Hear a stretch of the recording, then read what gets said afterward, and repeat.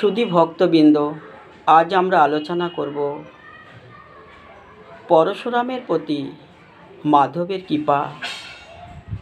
এটি আমরা নিয়েছি বিজয়কৃষ্ণ গোস্বামীর জীবনী থেকে। বিষয়, প্রতিষ্ঠা, অর্থবল, লোকবল থাকতে বুঝি গোবিন্দের কৃপা হয় না। যখন সব হারিয়ে যায় তখন হারানো ব্যক্তি গোবিন্দকে তার একমাত্র অবলম্বন মনে করে এবং আঁকড়ে ধরে। গোবিন্দ সেই ভক্তকে কৃপা বাড়ি বরিশন করে থাকে। আজ আমরা আলোচনা করব এই পরশুরামকে, কিভাবে তিনি মাধবের কৃপা লাভ করলেন। পরশুরাম তিনি ছিলেন ধামরাই গ্রামের একজন অবস্থা সম্পন্ন তাঁতি। তিনি 10 জনের মধ্যে নিজেকে বড় ব্যবসায়ী রূপে প্রতিষ্ঠা করেছিলেন। তার ছিল 8খানা পুত্র এবং তারা প্রত্যেকেই প্রতিষ্ঠিত ব্যবসায়ী। তার 6টি কন্যা ছিল। তাদেরও বেশ অবস্থা সম্পন্ন ঘরেই বিবাহ দিয়েছেন। একদিন কালের চক্রে 8টি পুত্র মারা যায়। তার 6টি কন্যার মধ্যে 5টি কন্যাও ধরাধাম থেকে চলে যায়। কন্যা বিরহে সন্তানহারা বেদনায় থাকতে না পেরে পরশুরামের সহধর্মিণী তিনিও ইহলোক ত্যাগ করে পরলোকে চলে যান। থাকে তার একটি মাত্র কন্যা, সেও বিধবা। তিনি ঠিক করলেন এই বিধবা কন্যাটিকে তিনি নিজের কাছে এনে রাখবেন, কারণ তারও কেউ নেই, আমারও কেউ নেই। এইভাবে তাদের জীবন চলছিল। কিন্তু তার ছিল সুদের ব্যবসা। এমতো অবস্থায় কিছু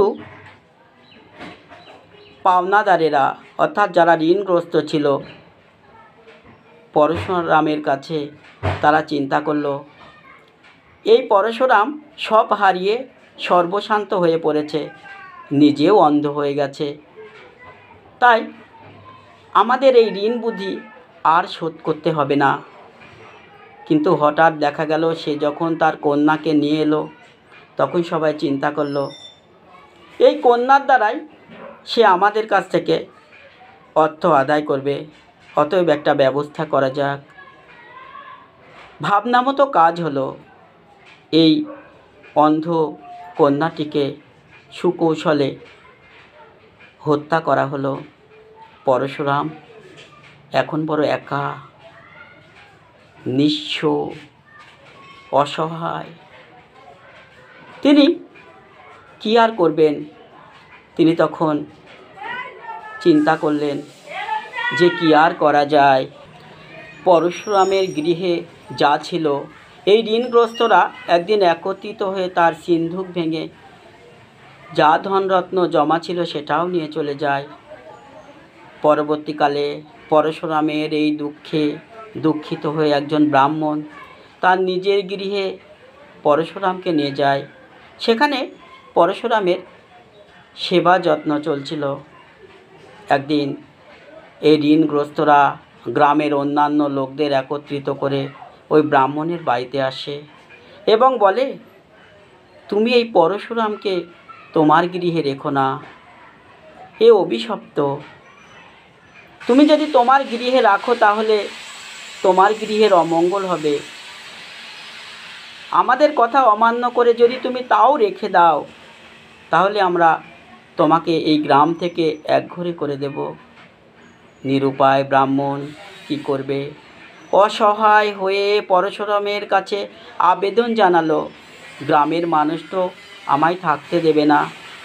পরশুরাম বুঝতে পারল আমার দুঃখে, আমার অপরাধে তারা কেন অপরাধী হবে?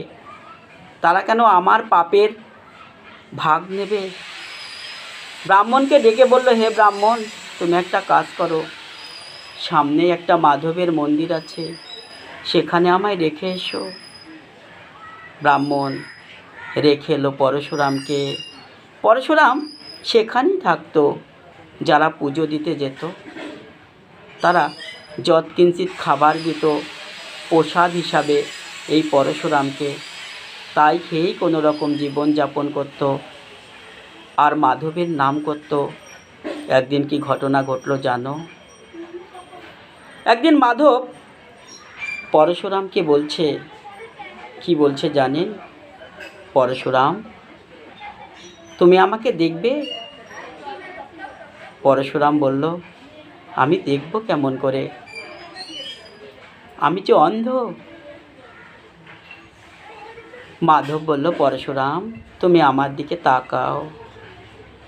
পরশুরাম যেই মাধবের দিকে তাকিয়েছে, অমনি সে মাধবের অপরূপ মূর্তি দর্শন করে আনন্দে উল্লাসিত হয়ে উঠল এবং মাধব মাধব বলে ক্রন্দন করতে লাগলো।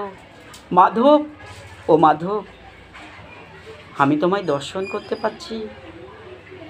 তারপর থেকেই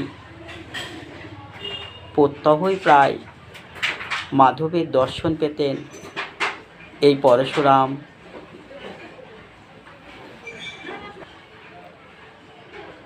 এই পরশুরাম বিজয়কৃষ্ণ গোস্বামীকে ঠাকুর বলে ডাকতেন, অর্থাৎ মাধব বলে ডাকতেন।